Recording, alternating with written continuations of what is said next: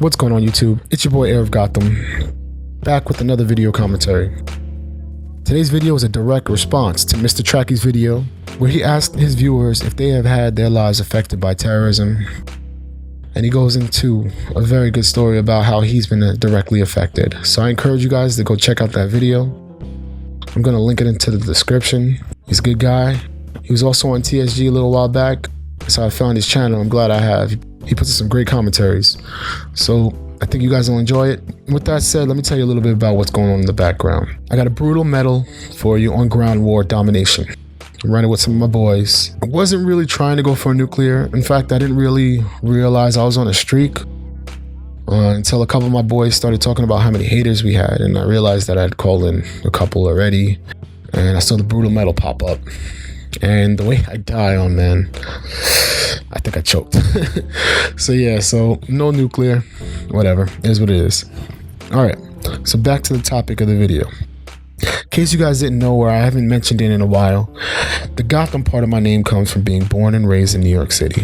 I'm a big fan of Batman, always have been, but New York is the inspiration for Gotham City. So if I'm asked, has my life been affected by terrorism? Sadly, it's an easy yes. As a kid, I was aware of the first World Trade Center attack, which was a bombing in February 1993.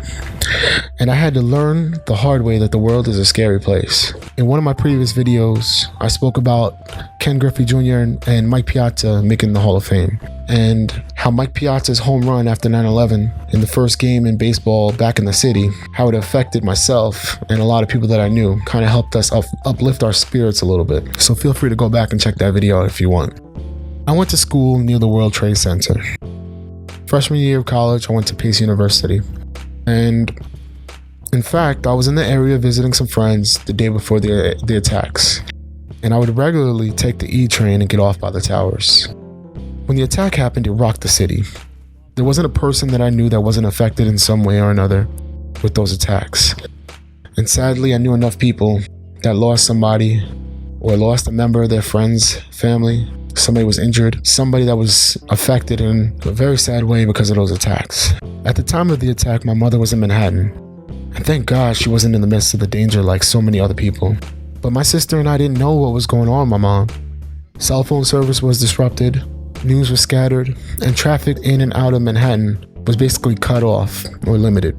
Thankfully, my mom was able to get home back to Queens by walking over the Queensboro Bridge.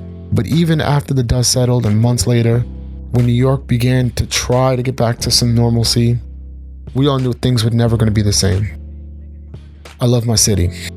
Most New Yorkers are deluded into thinking that we live in the capital of the world, the city that never sleeps. But as much as I love my city, I know that we are forever a target for someone that tries to scare the population. It's an underlying danger that keeps New Yorkers on edge and that we have to deal with on a regular basis.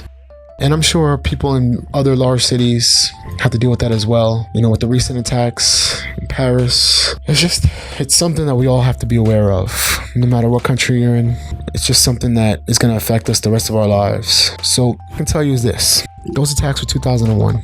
And my family and I were very nervous. We were very worried about traveling by plane from then on.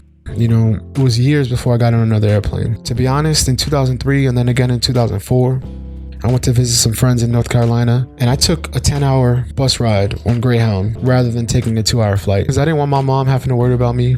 But deep down inside, I knew that being on the ground was a good amount safer than being in the air so soon after 9/11. And even though the TSA, they tried to convince us that everything was good and that everything was back to normal, can't ignore your gut, can't ignore what you trust. Now, eventually I did find my way back into the skies. I've done a lot of traveling since then, and actually I'm probably gonna put up a couple of videos talking about some of my experiences traveling the world. It took a long time before I was back to being comfortable being in the sky. So this is what I'm gonna ask you guys, much like Tracky asked his viewers.